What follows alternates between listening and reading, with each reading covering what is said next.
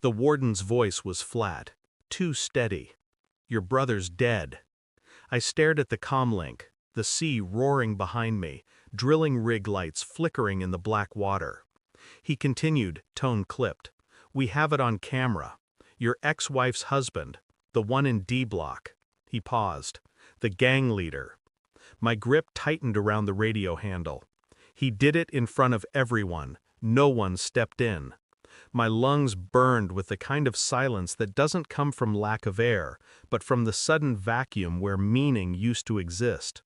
Then the warden said the part that made my heart slow down, not speed up. "Your son was supposed to visit your brother today." He hesitated. "He never arrived." The ocean groaned around me, as if it understood something the warden didn't. They thought this rig, this floating prison of rust and oil, was enough to keep me contained. They had no idea what I was capable of once I hit the shore.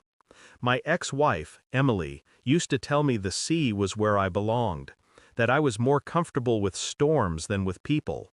She was right, but she also said she'd never lie to me.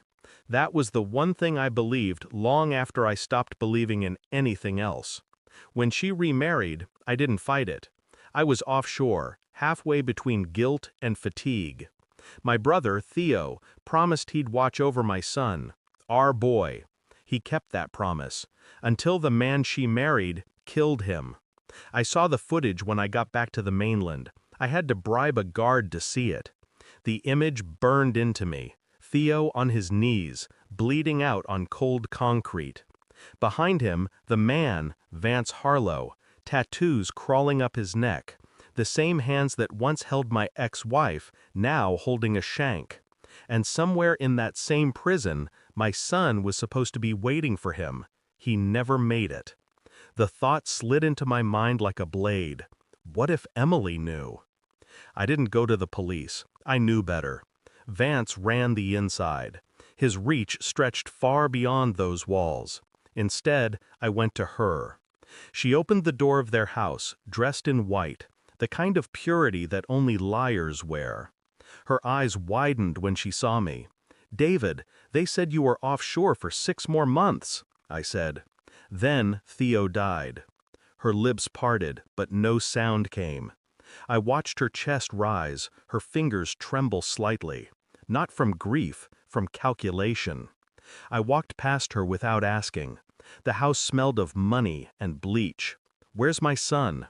She swallowed hard. "He's with a friend." "A friend?" I turned. "He missed his visit. The warden called." She froze. That 1 second of hesitation was enough. "Who told you to send him there?" I asked. No answer. I looked at her phone on the counter. She reached for it. Too late. I picked it up and scrolled. Messages, transfers, contacts. One name repeated. Warden Hensley. The same man who'd called me. That night, I drove back to the docks and made a call.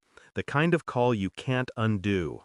A friend from my old unit owed me favors. He got me into the warden's personal system. It took less than an hour to find what I needed. Video logs, call transcripts, visitor approvals. Emily had arranged my son's visit through Hensley. She'd sent Vance a coded message an hour before Theo was killed. "The boy's not coming. Change of plan." Theo wasn't the target. My son was. The man she married had ordered my brother's death because my son didn't show up. Emily knew the risk. She'd warned him. She just hadn't warned me. I didn't break into her house. I walked in through the front door. She was sitting at the table, eyes red from pretending to cry. I dropped a USB drive in front of her.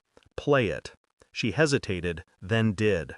The footage played, the text messages, the call, her own voice. Her hand flew to her mouth. "David, I didn't—" "You knew," I interrupted. "You knew what he was capable of." Tears welled up, but I'd seen better performances in interrogation rooms. "I was protecting him," she whispered. "From who?" I asked. "From me? From your guilt?" She broke then, sobbing, muttering things about threats, debts, survival. I let her talk until the air went dry between us.